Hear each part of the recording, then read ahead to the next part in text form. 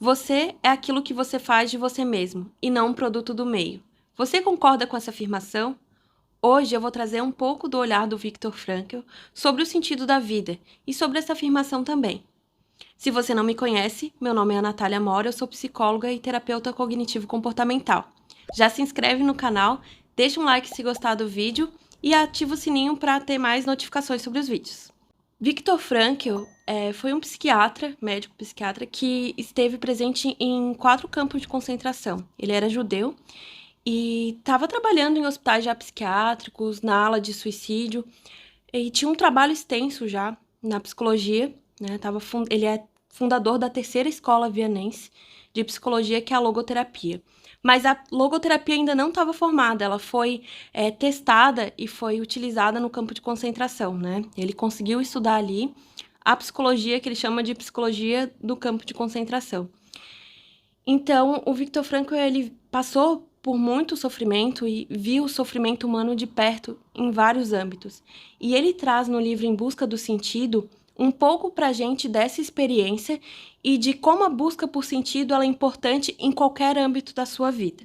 Sobre a afirmação que eu trouxe no início, eu quero ler um trechinho do livro para vocês, que vai também esclarecer um pouco mais sobre isso e vai trazer para a gente esse olhar dele, que é óbvio que ele não vai descartar o meio nem psicológico, nem biológico, nem social, mas ele traz como o sentido da vida e o posicionamento frente às circunstâncias é uma escolha. Sem dúvida, o ser humano é um ser finito e a sua liberdade é restrita. Não se trata de estar livre de fatores condicionantes, mas sim da liberdade de tomar uma posição frente aos condicionamentos.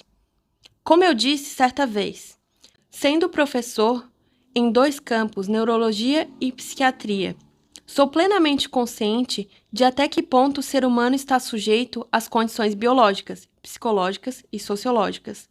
Mas além de ser professor, nessas 2 áreas, sou um sobrevivente de 4 campos de concentração. E como tal, também sou testemunha da surpreendente capacidade humana de desafiar e vencer até mesmo as piores condições concebíveis. Então ele traz, o Viktor Frankl, essas dimensões elas estão presentes, mas ele traz esse olhar diferente, ele traz muita questão da responsabilização do indivíduo frente às escolhas que ele faz. Mas como que ele pôde criar a logoterapia? Como que foi esse processo e como que era no campo de concentração? É interessante porque, por mais que a gente veja inúmeros filmes, séries sobre a Segunda Guerra Mundial, ele, como sobrevivente e como psiquiatra dentro do campo, ele se coloca, na verdade, como psicólogo dentro do campo de concentração, ele consegue trazer um olhar, e ele até fala durante a escrita do livro, que esse olhar dele, que ao mesmo tempo estava vivenciando a situação, mas pôde ter um distanciamento quase que científico ali da situação, né? Ele pôde ter esse distanciamento e pôde fazer com que ele conseguisse vivenciar aquilo e, ao mesmo tempo, dissociar um pouco a emoção daquilo, né, que estava acontecendo com ele. Ele traz, por exemplo, que no início, quando ele e os companheiros dele, né, os colegas, chegaram no campo de concentração, houve uma separação entre os grupos, né, entre as pessoas, e só depois eles descobriram que 90% das pessoas que estavam com ele naquele transporte foram para a câmara de gás. E eles nem tinham noção disso, mas um outro prisioneiro que estava ali no campo veio e falou para eles. E no primeiro momento que ele entrou ali, além de se deparar com a morte iminente, com essa incerteza, todos nós temos incerteza, mas no campo de concentração, naquela situação tão extrema, né, onde você se depara com os extremos de tudo, a morte ali foi colocada inicialmente já. Então, se deparar com a morte ali, né, nesse início, no campo de concentração, já se deparar com a morte, a ideia da morte, traz um sentido e uma visão mesmo do quanto as coisas passam. E o tempo dentro lá era diferente. Ele até fala que é como se vivesse uma semana, meses em um dia. E ao mesmo tempo, as semanas passavam muito rápido. Ele traz sempre esse contraponto entre dentro e fora, só que ao mesmo tempo trazendo essa experiência de dentro daquela situação, porque ele viveu empiricamente e ele pôde trazer conceitos da logoterapia mesmo estando vivendo aquela situação, né, que era uma situação muito difícil. Então, quando eles chegam, né, além de se deparar com a morte, eles perdiam a identidade completamente, né? Isso, eles deixavam todos os objetos ali deles. Então, ao mesmo tempo que objetivamente eles não eram mais eles mesmos, sujeitos ali, não tinham coisas que caracterizavam, eles também perdiam nome, porque eles recebiam um número e esse era o número deles de prisioneiro, era a forma como eles eram identificados, e eles perdiam todos os laços com familiares. Por exemplo, o próprio Viktor Frankl, ele foi separado da esposa, que eles eram recém-casados, ela estava grávida, e foi separado também dos pais, então ele não tinha notícia nenhuma. Ele até fala que em um determinado momento, quando eles estavam no campo de trabalho, porque eles saíam para trabalhar em trabalhos forçados, eles viram uma leva de prisioneiros e eles ficaram com inveja dos prisioneiros, porque aquelas pessoas, por mais que também estivessem presas, elas tinham um contato, elas sabiam onde estava a família, elas trocavam cartas. E eles nem a isso tinham direito, né? Então, ele traz todo esse conceito, inicialmente, já no início, de quando chega o choque, né? Ele traz o choque. E um segundo momento, o que o prisioneiro, né? Que ele fala, o prisioneiro do campo de concentração, ele tem? A apatia. Então, ele fala que era uma dessensibilização emocional, assim, num nível que era estranho, porque ninguém conseguia mais sentir nada, né? Ele até dá o exemplo de que ele estava conversando com um colega ali e logo depois aquela pessoa morre de exaustão e o corpo é levado para fora e o lugar onde ele ocupava ficava próximo a uma janela. E ele estava comendo e de repente ele olha para aquele olhar parado do cadáver, né, da pessoa que ele acabou, né, há um tempo atrás estava conversando e ele continua comendo e não sente absolutamente nada. Então, por mais que isso seja chocante pra gente, ele consegue trazer isso e explicar pra gente essa apatia. Eu até quero ler pra vocês um outro trecho que fala exatamente sobre esse segundo estágio, que seria depois do choque inicial. Nesse subcapítulo, o título é O que dói, e ele fala exatamente sobre isso, a dor que é de você perceber que você não tá sendo mais humano, você não tá mais sentindo como um ser humano. Na verdade, o que você sente é totalmente diferente do que era antes do seu normal. E ele traz também sobre a dor física, que com o tempo ele até se acostuma, né? A pessoa se acostumava com a dor física, mas a dor emocional de ver a injustiça e não ter sentido, ver crianças sendo maltratadas, a própria dor da pessoa ali não tem sentido nenhum. A dor sem sentido, ela não é nada. Então, o que dói, quando ele fala aqui, é porque eles sentiam essa injustiça e essa falta de compreensão de por que aquilo estava acontecendo. E ele fala assim: a apatia e a insensibilidade emocional, o desleixo interior e a indiferença. Tudo isso são características do que designamos de segunda fase dentro das reações psicológicas do recluso no campo de concentração. Muito cedo também tornam a vítima insensível aos espancamentos diários e em quase cada hora. Essa ausência de sensibilidade constitui uma couraça sumamente necessária, da qual se reveste em tempo a alma dos prisioneiros. E ele vai falando também algo que é interessante aqui para nós, que é sobre por que pessoas que muitas vezes tinham uma constituição física mais sensível, mas elas ao mesmo tempo sobreviveram e outras não. Isso é uma pergunta que ele fala que sempre faziam para ele. Por que uns sobrevivem e outros não? Por que pessoas sofrem e outras não?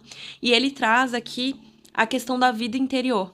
Ele fala que durante aqueles momentos de sofrimento intenso, as pessoas se refugiavam no próprio interior delas. E quem tinha isso mais desenvolvido conseguia, de certa forma, escapar um pouco daquela situação tão presente. E ele dá um exemplo de quando ele estava andando na neve, e eles não tinham, né, roupas quentes, eles vestiam trapos, e ele estava com o sapato aberto. E a mente dele começou a divagar sobre vários problemas do momento. Será que eu vou conseguir um arame para fechar o meu sapato? Será que hoje eu troco o pão o meu pedaço de pão por outro alimento ou por outra coisa? Ou será que eu troco o cigarro que eu ganhei como bônus, digamos, por um trabalho que eu fiz, por um pedaço de pão? Ele ficou pensando em inúmeras coisas, até porque ele traz que numa situação tão extrema, o sonho dos prisioneiros do campo de concentração, os sonhos que eles tinham eram com coisas muito básicas, como alimento, cama quente, as pessoas amadas. Então, é como se a necessidade essencial não fosse, né, satisfeita. A pessoa começa a focar exatamente nisso, né? E era a situação que ele estava passando. Então, ele se imaginou, no meio daquele frio intenso, daquele sofrimento, daquela fome, num auditório bem aquecido, onde existiam pessoas que estavam prestando atenção no que ele estava falando, e ele imaginou todos os detalhes, a iluminação, o que ele estava falando, e ele falando sobre a psicologia no campo de concentração. E ele fala que isso fez com que ele conseguisse seguir em frente, ele fala que é colocar um alvo no futuro, que era exatamente isso. Naquele momento, ele não tinha muito o que fazer, mas ele aceitava aquilo que ele compreendia, ele não estava negando aquilo que ele sentia, mas ele estava colocando um alvo no futuro, digamos assim. Então, ele vai trazendo durante todo o livro essas experiências e a gente vai entendendo e compreendendo aquela situação extrema e como que isso foi definindo o olhar dele e como que a gente pode também ir modificando o nosso olhar e compreendendo, olha, numa situação assim, o ser humano pode agir assim e assim. E é isso que ele vai mostrando. Ele vai dando exemplos de como algumas pessoas que eram do próprio povo judeu acabaram se tornando o que eles chamam de capo, que eram como se fossem guardas ali dentro, que maltratavam as próprias outras pessoas, né? Então é como se eles fossem do próprio povo e estivessem maltratando as pessoas do próprio povo. E ele disse que isso doía muito nos prisioneiros, né? Enquanto outras pessoas se sacrificavam para que pudessem salvar, dividiam seu pão, que a comida era extremamente escassa, mas elas dividiam. Ele até fala uma parte que alguns se comportavam como porcos e outros como santos. E aí ele começa a levar a gente para compreender, olha, a situação era assim, extrema. Por que que algumas pessoas se comportavam de uma forma e outras de outra? Por que que alguns eram bons e outros seguiam outro caminho? E ele fala que, independente da situação, mesmo numa circunstância como essa, você tem o poder da escolha. E essa liberdade individual, por mais que ela seja limitada, porque existem sim as condições sociais e biológicas, ela, de certa forma, mesmo assim, ela existe. E é uma escolha você agir da forma como você age, e isso determina quem você é, né? Ele traz muito a responsabilização. Não existe pro Viktor Frankl essa história de o meio me define. Ah, eu sou assim porque durante o tempo isso me condicionou. Sim, a gente tem os condicionamentos, ele não nega isso, mas você pode escolher continuar nos condicionamentos ou realmente fazer algo que vá além de você. E aí entra a questão do sentido. O Viktor Frankl, ele fala que o sentido para a vida, ele pode ir por você pode ir por três esferas, geralmente, que é fazer um trabalho, algo que faça diferença, ou o amor, quando você se relaciona com alguém ou tem alguém por que espera, e isso ele traz a questão de que quando alguém no campo estava perdendo sentido, ele diz que era entregando os pontos, né? Eles diziam isso entre eles, que eles percebiam aquele olhar perdido, e a pessoa dizia, pra que viver? E começava a entregar os pontos. Geralmente essas pessoas ou tiravam a própria vida, ou acabavam adoecendo, né? Eu vou fazer um parênteses aqui para contar uma história que eu achei interessante e que ilustra muito bem isso, né? Um dos prisioneiros tinha tido um sonho no mês de fevereiro que no dia 30 de março a guerra ia acabar para ele. E chegou no dia 29 de março e não tinha nenhuma notícia, né? Eles ficavam sempre nessa espera, né? E aí ele teve febre, né? E começou a ter febre e adoeceu. E no dia 30 começou a delirar e no dia 31 ele amanheceu morto. E aí o Viktor Frankl fala que para ele a guerra realmente acabou.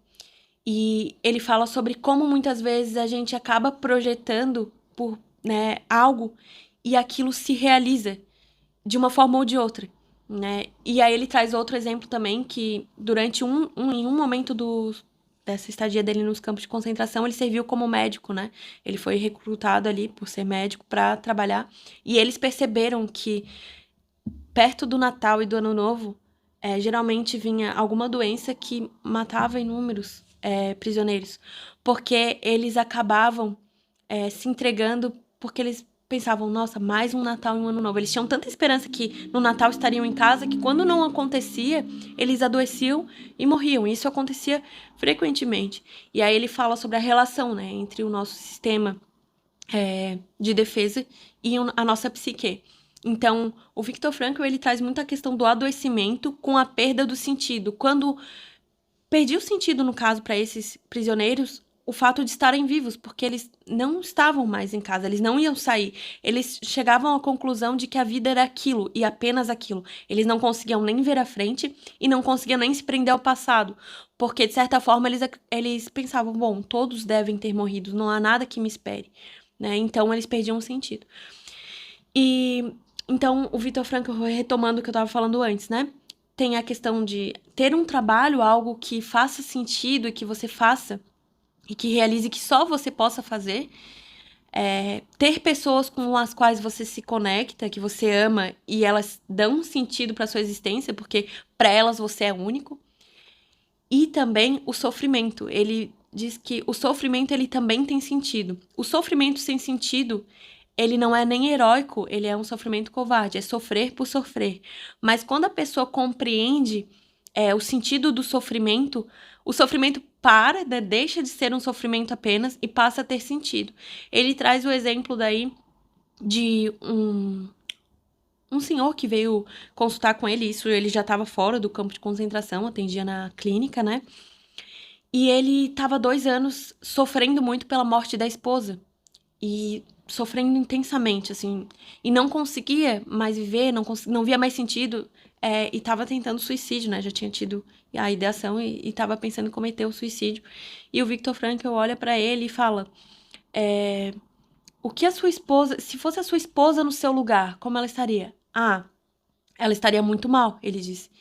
E aí o Viktor Frankl pergunta pra ele, no caso a sua esposa morreu e você ficou, ela não está sofrendo o que você está sofrendo. Então, o seu sofrimento é um sacrifício que você faz para que ela tenha paz. Algo assim que ele traz. Ele disse, era inevitável que ele sofresse. Ele ia continuar sofrendo pela esposa, e eu sei disso. O Viktor Frankl, em nenhum momento, ele despreza o sofrimento humano. E ele também diz que o sofrimento é inevitável. Ele até fala que essa psicologia muito positiva, às vezes, de querer evitar o sofrimento ou dizer que sofrimento não existe, ou vir com algumas frases muito tentativas, assim, muito de isso, mas não é assim, de diminuir mesmo o sofrimento do outro, não considerá-lo com respeito que deve ser, para ele isso não serve, ele fala sobre isso. Porque ele não poderia desconsiderar o sofrimento dele, mas ele deu um sentido. No caso, aquela pessoa saiu dali pensando, eu estou sofrendo para que ela não sofra. Então eu vou continuar sofrendo a perda dela, mas tem um sentido naquele sofrimento, não é mais só um sofrimento em si. E aí ele continuou vivendo, né? Continuou fazendo e seguindo, e aí foi encontrando outros sentidos, porque a logoterapia é isso, é a busca por sentido em todas as coisas. Então, o que a gente percebe no Viktor Frankl é que, talvez exatamente por ele ter passado por uma situação tão extrema, ele viu o ser humano, ele até fala que viu de forma nua e crua. É claro que no livro tem muito mais coisa e ele é um livro transformador. Eu recomendo até a todos vocês que leiam. Eu até vou deixar o link do livro aqui embaixo, se alguém se interessar, porque realmente você começa a perceber a questão do sentido de uma outra forma. Ele é muito além de um propósito, ele é muito além de uma vocação. Ele é um sentido muito mais amplo, é a razão por estar vivo. E quando você descobre isso e se conecta com isso, você faz escolhas muito mais sinceras. É sobre isso que ele fala. Você começa a se responsabilizar pela sua própria existência, não no sentido de excluir qualquer forma transcendente, né? No caso, o Viktor Frankl, ele não exclui Deus, não exclui uma existência superior, mas é você começar a se sentir responsável pelas suas escolhas, saber que elas têm uma consequência e compreender que o sentido da sua vida vai muito além de você.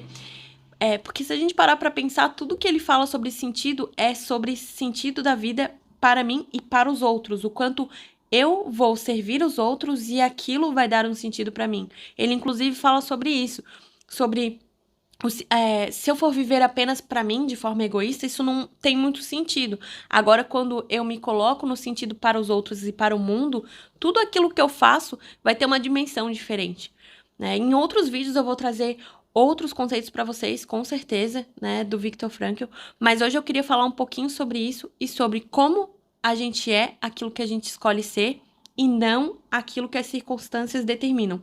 Porque se a gente ficar utilizando as circunstâncias como justificativa para ser isso ou ser aquilo, inclusive o próprio sofrimento que eu dei o exemplo, se a gente pegar um sofrimento que a gente tenha na vida e dizer, eu sou assim porque eu sofro disso, e ficar alimentando aquele sofrimento sem dar um sentido para ele, isso não é se martirizar ou ser herói ou até mesmo sofrer com coragem, como diz o Viktor Frankl. Isso é simplesmente dar uma justificativa, né? Que não vai dar um sentido. O sentido e justificativa são coisas diferentes. Então, quando a gente consegue ver o sentido, a gente consegue, mesmo que a gente vá sofrer, mesmo que a vida faça com que a gente passe por situações muito difíceis, a gente consegue enfrentar aquilo de cabeça erguida. E eu quero ler só mais uma citação para vocês, para finalizar.